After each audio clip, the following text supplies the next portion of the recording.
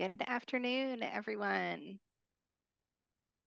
See some folks are joining right now, so we're going to give it a minute or so, let everyone make it in.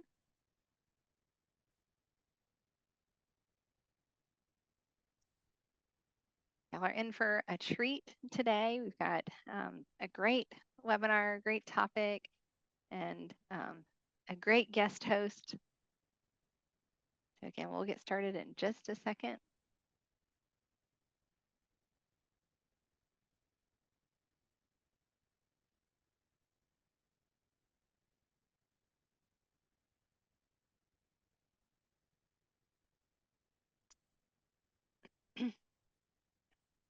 All right. Looks like things are settling a little bit. So I'll go ahead and kick us off. And today's topic is getting staff on board and keeping them on board. So I'm Hayley Whitworth, and I'm the head of marketing here at TouchPoint. And we are so excited to have Jessica Siri join us. If you have been to Summit before, or even watched a recording from some of our content in the past, you've probably seen Jessica. She has been on staff at RockPointe for 12 years now, and she led the charge for her team to convert over to TouchPoint from their previous system. So she's going to talk about organizing an implementation team. She's going to talk about the cadence for meetings along that conversion process. And she'll talk about who she got involved and when they were involved, and also an agenda for the meetings that she had to keep things rolling. So Jessica, I don't know if you want to say a few words before we get rolling. Yeah, absolutely. Thank you guys so much for having me. I'm excited to talk with y'all today. And one thing you can be doing just here's we're getting started to help me out is if you can drop in the chat kind of where you all are in this process. Have you already launched with TouchPoint? Are you considering moving over to TouchPoint? Are you preparing to launch? And that will let me know kind of where to focus more of my time so that it can be as helpful as possible for you all. And forgive the thunder and lightning. We're in Dallas, Texas, and it is torrential downpour here, which is like our new normal. So if you hear anything, that's what's going on. So we got 2 months before going live. Just keep coming with the info, and that will help me help you guys. All right, and I'm going to be controlling the slides here. So Perfect. here's our agenda. Yeah, so we're going to talk through just change management. There's a big process that comes along with that. Everybody is somewhere in that process, so it's relevant for all of us, whether we've launched or not. We'll go ahead and talk about starting on the right foot. Maybe that's restarting on the right foot. We'll talk about project management a little bit, go over some staff training and just fun tips and tricks that we've learned. And of course, how to deal with the inevitable speed bump. They always happen. That's just kind of a factor of doing business, right? So excited to talk with you all about all of them. And Jessica, just as we're getting started, I just wanted to add some notes in here, and thank you so much for everyone who is chiming in on the chat. I see a lot of familiar faces, or familiar names, I should say, in the list. And so we are looking at, some churches who are, like they say, they have just started with TouchPoint, or they're getting ready to go to TouchPoint. But we've also got some church partners who've been with us for a while. So I know you're going to be speaking to it, but for those of you who have been on board for a long time, this is also going to be great for, whether you've got a new person on your team, or if you're just looking to try to get everybody on the same page. Absolutely. Cool. All right, so we'll talk about understanding change. This is super relevant if you're just getting going with TouchPoint. However, several of you guys are saying, hey, we've got new staff. We're trying to get used to this. Maybe we've lost some momentum, want to pick things back up. So if you go to the next slide, there's a great change process that Kurt Lewin shares, and it talks about diagnosis, which is really just understanding where are we? What is the problem we're trying to solve? Can we establish our why, if you will? And from there, finding out how to really effectively communicate that with your staff, which is the unfreezing phase. This is where you sort of dismantle any of those preconceived notions about the way things always were. We've always done it this way. Or you start to address some of the fears of change, right? So maybe this is going to be a lot to learn. It's a lot to take on. And in that process, you'll sort of diagnose and understand what your obstacles or your hurdles might be so that you can make a plan for each of those. If you are into TouchPoint and part of the way through this process, sometimes that looks like saying, hey, our staff size is hypothetically 20 people or 100 people. And of those, a good 15% have never been in TouchPoint. Some of them are like our savants that just know the ins and outs of it. What can we do to establish teams or staff training to address the gaps in understanding? So that kind of happens in the unfreezing phase. And then movement is really where we put the plan in place. So we'll get into some project management. We'll talk about buy-in from leadership, because getting them behind you and understanding how important it is that staff adopts TouchPoint well is really key. And we'll get into more of that as we progress. And then finally, this last phase is refreezing. This is where my church, RockPointe, is. We've been in TouchPoint about 7 months. We know the ins and outs of it. We've got some incredible people that really spend every day figuring out the best way to utilize the tools in TouchPoint. And now that we've established, all of our involvements and registrations, and we are using scheduler and processes to the best of our ability, we're starting to sort of put the grooves in the road because of repetition and really reestablishing our comfort level. This is our new normal. So that kind of helps you understand maybe this is where we're at organizationally so that you can come up with a plan moving forward. And on the next slide, it talks a little bit more about some of those barriers. So whether this is brand new for you guys and you're starting to look up this mountain, you're going to roll the ball uphill, or you're part of the way through, understanding who you're training, whether that's staff or key leadership, and some of their individual hurdles or barriers to change is really helpful. This could be, hey, we don't have enough time. We have limited resources, limited people and hours to take this on. Maybe it's, whenever it comes to saving face, it's the folks who said, well, it worked so well with X, Y, and Z system, and not understanding the opportunities with the unknown. So going through each of your key members that are going to be taking this on and having the conversation before the conversation, the meeting before the meeting, so that they can feel heard and you can really understand what you're taking on, helps pave the way moving forward. And then one more tool for your tool belt coming up is a really great book. Most of you have probably heard about this at some point in time. It's called Who Moved My Cheese? There's actually a children's version as well, depending on how you want to tackle this. But it's a great way to understand the different kinds of people in your organization and how they're going to approach this change. So in the book, there's hem and haw, and the other two start with S's. I don't know if you guys can remember who they are. Sniff and scurry.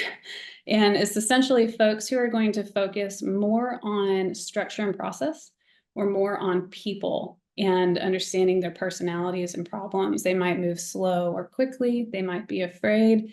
And we sometimes move quickly into thinking, well, I don't want people who are afraid on my team, or I don't want somebody who's going to move too slow to get in the way of this change. And the great thing is all of these different personality types are essential. So some of them help us think about the process better. Some of them help us think about potential problems or pitfalls so that we can plan ahead for those. The folks who move quickly are really going to help us move the ball down the road. Hey, what's the next step? What can I be doing to get ahead? So this helps us embrace all of those different personality types and really just get a tool in our tool belt and a framework from which we can approach different concerns that might pop up. So moving on to our next section, just getting started on the right foot, or maybe we're getting back on 2 feet as soon as we can. There's a couple things to consider here if you want to go to the next slide. And the biggest one that I would say is illustrated really, really well in this classic movie. I don't know if you guys remember the Titans, but in this scene, Julius is getting confronted about participation and performance on the field. And he hears some complaints coming from his captain. And then he turns around and he says, well, Captain, attitude reflects leadership. And so the good thing here, just the takeaway, is how you approach bringing staff back on board, training new staff, or even implementing this. I love it. Sue says she loves the movie, me too. This is really one of those ways that you can set the mood, set the tone. If you are trepidatious, if you are apprehensive, they're going to feel that. And it doesn't mean that there's not validity to wanting to move slowly and being cautious, but you need to meet that with an equal measure of enthusiasm, hope, excitement, and also a knowing why you're making the change, going back to that unfreezing phase, so that you can continue to put that before them over and over again. So moving on, a couple of other ways to start things well is really coming up with who are the key people in each ministry or department who are going to help spearhead this with you. For us, that meant assembling an internal implementation team. Got a couple of the people on that right here on our chat, and they truly made this thing happen. I was there, but they were the boots on the ground, if you will. We kept our why in mind. I always tell people, hey, the way that you approach your church management system is very much the way you'll chase down the one and leave the 100 to find the person who might be missed. The better your data is in the system, the better you can shepherd people well. And so we go back to that a lot. There's some unique tools in TouchPoint that allow you to determine when somebody's no longer attending, or perhaps something happened in their personal life that impacted their ability to participate. And so doing this well was a big, big deal for us. We had some designated subject matter experts, and we continue to. So our implementation team still meets once a month. They submit different topics that they want to cover, or maybe there's something that they learned that they want to share with the group. And we've got, you see the lady in the blue dress with white stripes, for instance, she just recently shared some things she learned about Scheduler, and she essentially taught the rest of the team for the full hour that we met. So this approach allows you to not have one person who has to know everything backwards and forwards and create that bottleneck and funnel. It kind of makes authority more diffuse, and it also makes ownership more widespread. So I highly recommend getting some folks on board. And this is a lot of times the ministry assistant who's the right hand of whoever the ministry leader is. And they're such a blessing to their ministry and a blessing to us to work kind of laterally this way.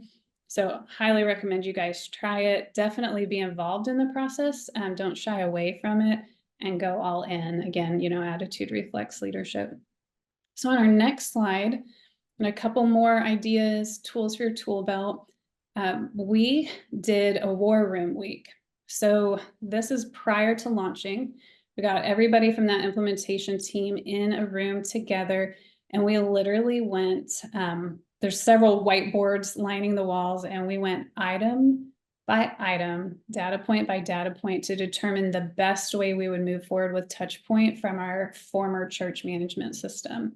That meant that, for instance, extra values. You can see our whiteboard. We went through every single extra value that we could conceive of or that we had in our former system. And we said, do we need this? Should we change it? How does it apply? How important is it? Should it be an extra value? Should it live somewhere else in the system? And doing that together created this new nest egg of legacy knowledge so that everybody on the team is aware of why we made the decision.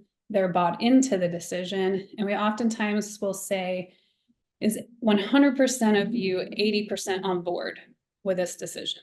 There will always be like this little gray area and nuance, but if we're all 80% on board, we feel good about moving forward. There's a huge red flag that's completely available to go on the table, and we'll talk through it. We turn over every stone. We celebrate a lot, and then we keep it fun. So it's one thing you'll notice just in this deck. We like to have a lot of fun. We're talking about a database. Like at nuts and bolts, people don't get super excited whenever they hear that carte blanche, but it can be really fun. So we make sure every meeting's got some toys, got some food, and keep it lively that way. So if we move on to the next slide, we're going to talk just a little bit about the how. TouchPoint does a great job with Asana in the implementation phase. So they're going to walk you through all of the data management and literally like grabbing data from your old church management system if you had one, or establishing these data points if you've never had one before. And they'll walk you through how to implement that phase by phase. But what we did in conjunction with that is we use Asana internally for a number of different reasons. And so we went ahead and built out a project plan that would help establish training for all of our staff, rollout dates for our congregation, the different components that we wanted to roll out. A really big one is your giving. You want that to be a home run so that people feel very safe and secure with how that's handled. And if anybody's interested in this, you guys can email me and I will just send you kind of a screenshot or a copy of our specific internal project plan. And then I can expand all of these tasks so you can see the subtasks, etc. My email is jessica.siri@rpcstaff.org. And Hayley or Stephanie, if y'all want to drop that in the chat, you're welcome to kind of help folks out. But happy to send this to you guys. I highly recommend that you put some milestones in for yourself. It's fun to work towards a goal and towards a deadline. It helps things feel less nebulous. And it also lets people know they can trust you because you have a plan. What is the plan? Hey, come look at my plan. And it gives you something to kind of converse about there. So highly encourage project management throughout this process. It might feel like a big undertaking, but it's more front-loaded work, in getting ahead of it that way. So I'm talking pretty quickly here. If you guys have questions, feel free to drop them in the chat, and Stephanie and Hayley will sort of mine those. I'm going to give you a couple more tools for staff training just to make it fun, let you know what we did that we felt was helpful. So the first thing that I'll share going into it is there's a couple of different ways to train your staff. One is your implementation team who's going to deep dive. But there's also kind of this broader approach of what does everybody on staff need to know? There's some things that not everybody's going to touch. So should I teach that to everyone? My personal philosophy is yes, share as much as you can and as much as your leadership will give you bandwidth to share. And the reason I say that is even if you don't use that tool, knowing that it exists really helps whenever there's a hallway conversation and somebody says, hey, so-and-so just lost their mother. I just heard about it this morning. Is there anything we can do? Well, if you know that TouchPoint has involvements that you can check to see if this person is in a small group, maybe they're under some span of care already. You can also go in and put a note in the system or contact the person who might be in charge of that for your church. And not knowing that notes exist and not knowing what an involvement is or how to dig in or do searches, or that that's even an opportunity means that you're a less effective shepherding organization. So the more people who can understand it and the more thoroughly they can, the better. So we conducted several all staff trainings. I think we had 3 total. They were long. Some of them lasted a few hours. We brought in food. We called them TP parties. Sorry, TouchPoint. It just works. You can see a couple of our people wearing party hats. We had 2 gals who are on this call who actually printed out the entire TouchPoint help desk, if you will. Every single article that is in there is printed. Yeah. And they read the entire thing. So you can see their binders there. Just really nice to have the hard copy as well. But this is how seriously we took understanding it backwards and forwards. There were toys at every table, and you can see some people playing with a few of them there. And on the next slide, we kind of get into some tactics that can help you guys. So one thing we've done in the past is use a bell. Whenever you launch TouchPoint, you will have some things you can front load and work on ahead of time. But there's some things that you can only build out after you go live, such as a registration form. And we went ahead and plotted ahead of time every single thing that needed to be built out after we went live. And we had a thorough work week as soon as we went live on a Monday so that we could build everything out and get it in place by that Sunday. And every time a ministry built out one of the items, they could hit a bell. And that turned into like a war, and they loved it because, let's face it, we're all adults, but we like to have fun, right? So bells going off. This is something that we've done in the past. Another thing that we did, a lot of these ideas come from our implementation team. So sometimes they're the very best people who come up with how to share this information well. And what they did is they took a ton of Connect cards from our seat back pockets, and we filled them out with just random information. We've got a picture of the Connect card there. Some of the information was broken, like an address that didn't exist. So whenever you put it in TouchPoint, it would give you an error. And we put these on all of the tables, and we had all of our staff fill them out and input these prior to going live as kind of a training time. And what that did is it allowed them to actually interact with all of the fields, but it made it fun because they were silly names. We allowed them to go change the pictures of various people on our staff so that they could practice that functionality. And we knew that when we went live, everything would be written over with data from our former church management system. So you're not hurting anything, you're not breaking anything, you're purely learning and having fun. And then the next thing that you'll see shown here is just a fidget.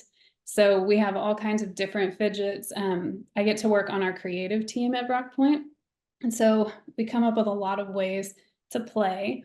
And then the last thing I'll share with you guys, super silly, but we have used those rubber chickens in the past and put bullseyes on the walls and literally have a brain break where everybody gets to shoot rubber chickens at these bullseyes.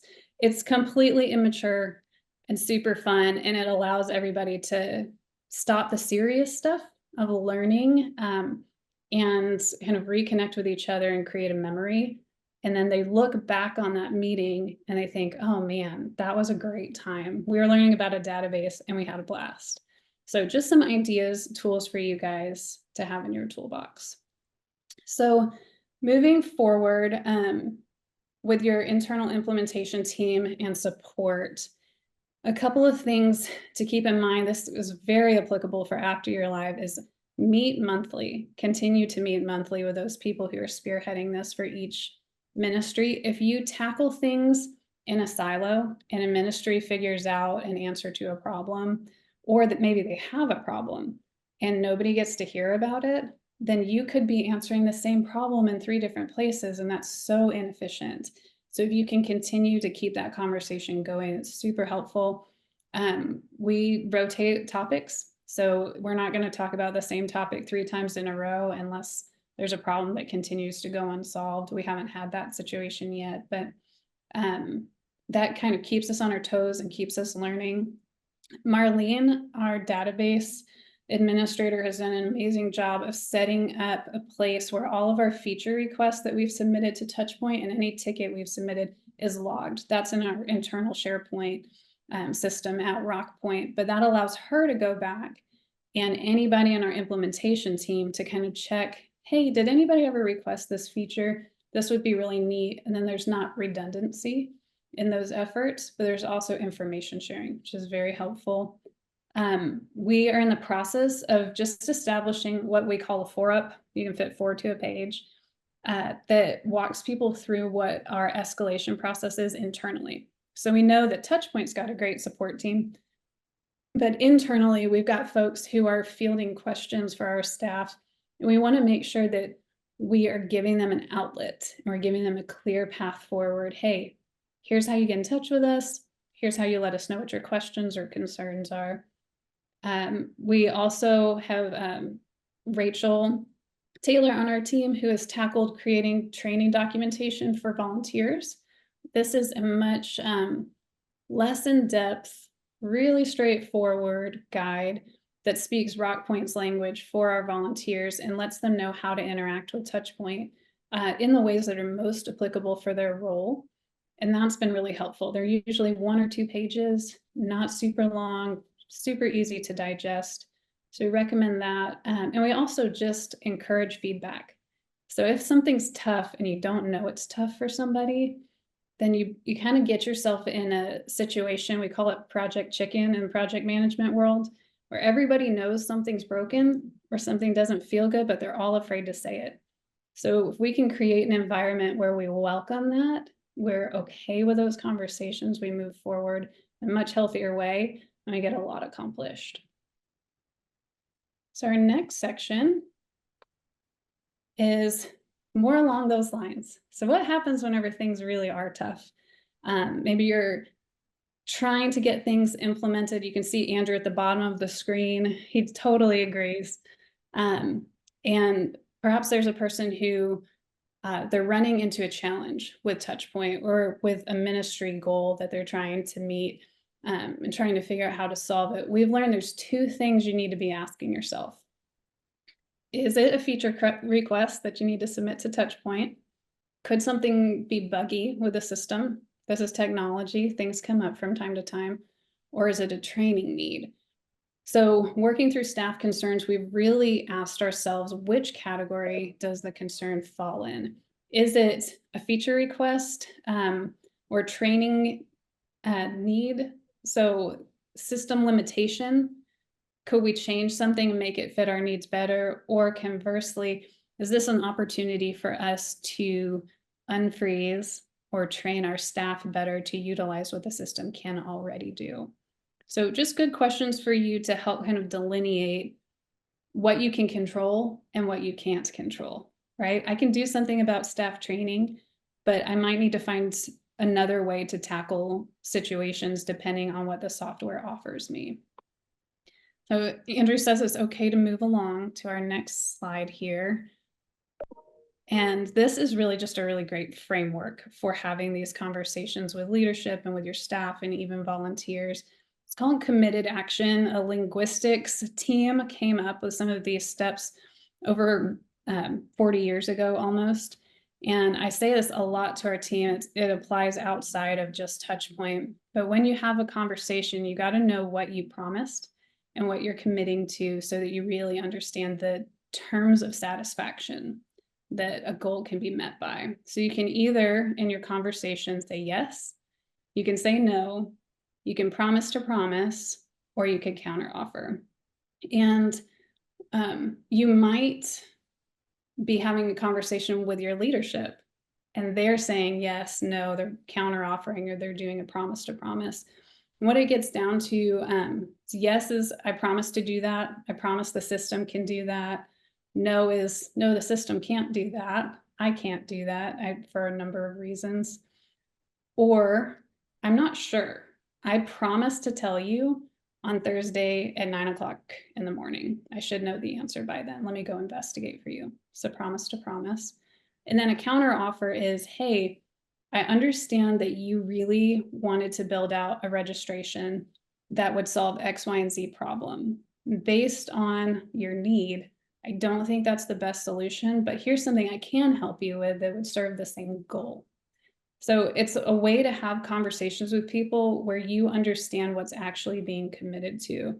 And then there's 2 more items for this slide.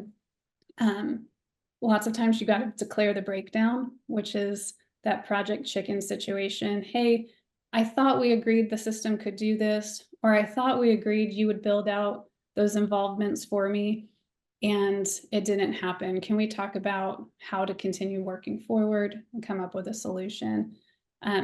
Sometimes we think that if there's a breakdown, something's wrong, it's a problem. But the fact that we make commitments means that there's opportunities for breakdown. So there's no truth in saying like a good manager won't have problems, or good implementation of this church management system won't have problems.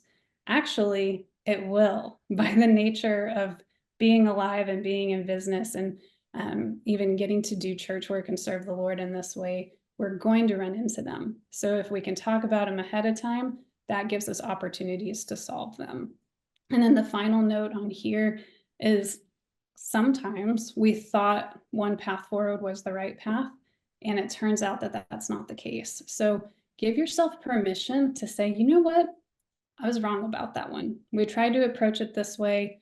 We've really got to change course. I think it will serve our staff better, etc. One great example of this is whenever we were going through our implementation, we launched in October, but we had planned to launch before that. We had planned to launch mid-summer last year, and we looked at all of the ducks and realized they were not in a row. And we got to a spot where we said, there's some really big things happening in a few of our departments, and that's just going to impact our resources available, the man hours to make this implementation go well. And we wanted to take care of staff health, and we allowed ourselves to change our mind. And so we said, okay, we're going to launch in October. And because we're so okay with declaring a breakdown, with changing course, that didn't hurt. It didn't hurt anybody. It really actually made people feel like, whew, all right, we're going to come up with a different approach for this plan. Permission granted, right? And we had a really good launch that October because of some of those opportunities we gave ourselves. So final thing here on the next slide, and I love the chicken. Let's just have some fun and throw it in a couple different places. The next slide is crucial conversations. You guys can Google this. I feel like it's a really great tool. I was able to go through this training almost a decade ago and still use it. But what I'd say is every now and then, even in church world, we deal with personality differences, or maybe a situation feels prickly, particularly when you're dealing with change. And this is a great framework for having a conversation when that happens. What it comes down to, really the crux of it, is getting your story straight. Sometimes we think things and we assume things, we sort of jump to conclusions. And this is a great way to sort of hold back those assumptions, make sure that we hear the other person out well.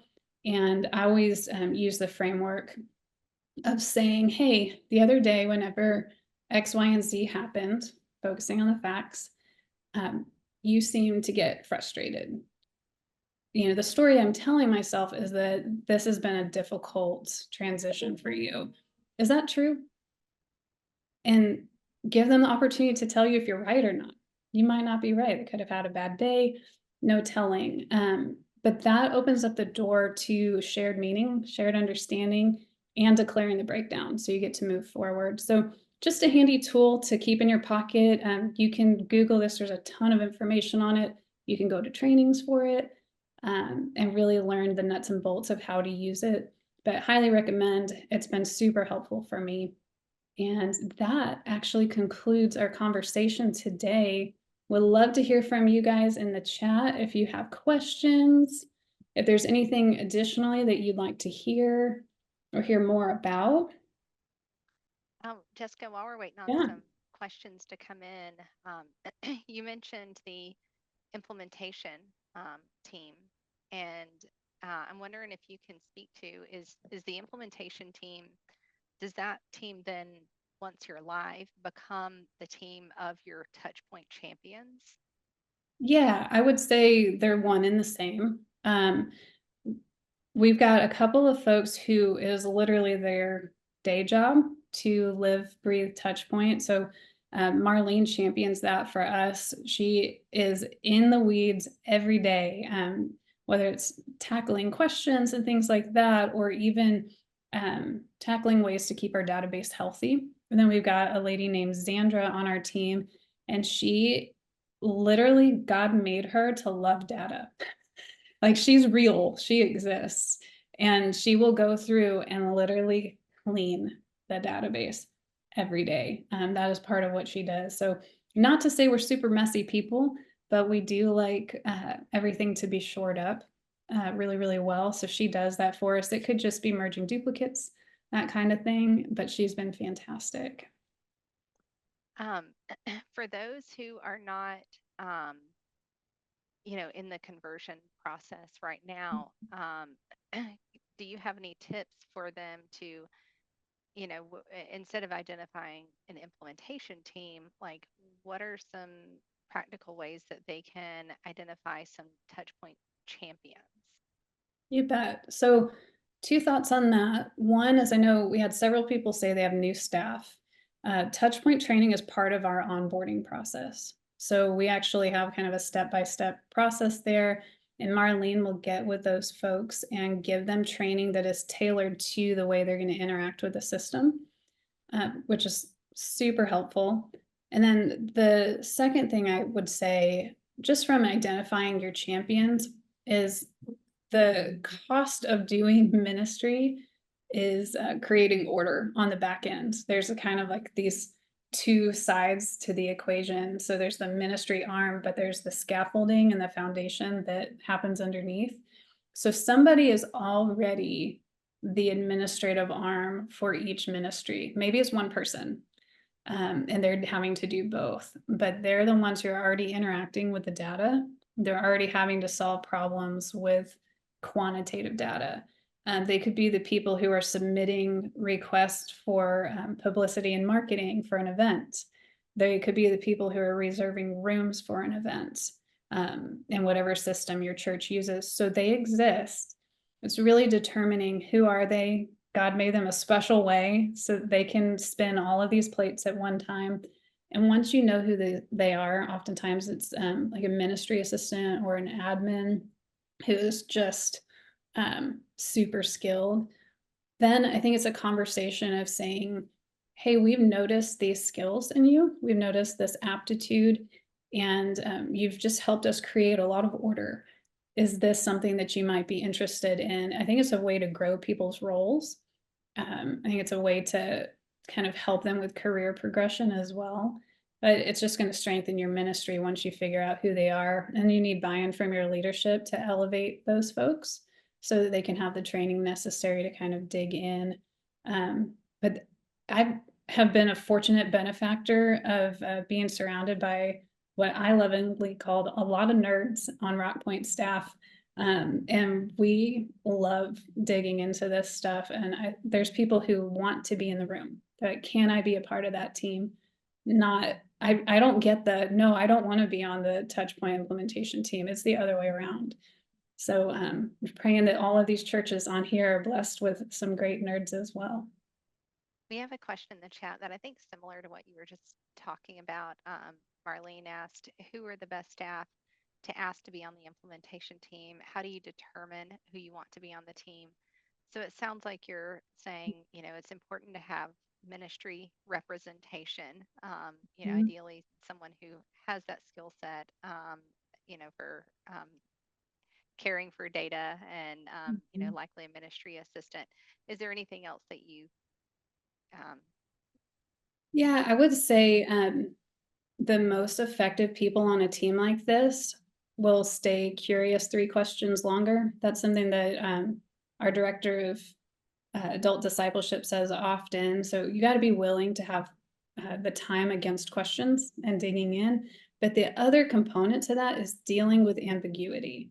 We really need a team of folks who can handle ambiguity and working through the gray and coming up with the best solution, because in many cases, there's not one way to approach a problem. So if you can get a bunch of people in a room who handle ambiguity well, and are really curious and are data minded, then that's kind of a great recipe. So for those churches who are at the point right now where they are um, wanting to get more buy-in, um, what is step one? Is step one identifying the team of champions? Yeah, I think having those folks, attitude reflects leadership. And so if you're elevating several people to lead out with their database on their ministry team, that really helps. Then it's not just one or two people who see the benefit, it's a handful. I think that's great. The second thing would be lots of times it's dependent upon where a person is organizationally. So if you need buy-in from your lead pastor, if you need buy-in from staff or even key volunteers, knowing that person well and being able to communicate the why is so important. And that takes a certain level of bravery sometimes. Sometimes it's, hey, I'd love to have a coffee conversation with you. I want to get to know you better. I want to hear what your challenges are within your ministry or department or volunteer role so that I can come alongside you. And just understanding that wherever their barrier is or hurdle is to that buy in might also be an organizational solution. So it might be an opportunity for you to say, so and so is noticing X, Y, and Z is a hurdle or a problem. So together we came up with a solution. That enrolls them and it helps them come at things from a shared goal and a shared meaning instead of feeling like you have to sell them on it, which is not a good feeling. We're not in that business. So it involves extra legwork, but it's certainly worthwhile. That's great. Um, I'm not seeing any other questions coming in right now. Um, Mhm. this has been really helpful. I know that it's great for churches and all different stages. So thank you so much um, for being here, for sharing your insights, and for those of us who are on the TouchPoint team and who interacted with you and your team during the implementation process. It was really incredible to see and to witness that and see how you were able to get the team so excited and everyone on board. So thank you for sharing all of that.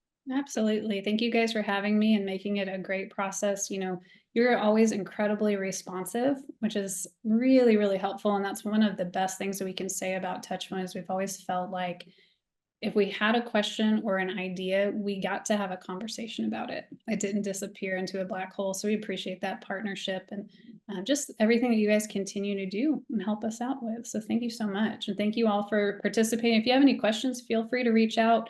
RockPoint's here to be a resource as well. And we learn from you as much as the other way around. So we're happy to meet and we'll see you guys at Summit this year. Yeah. Well, thank you so much, Jessica. You bet. All right. Bye, everyone.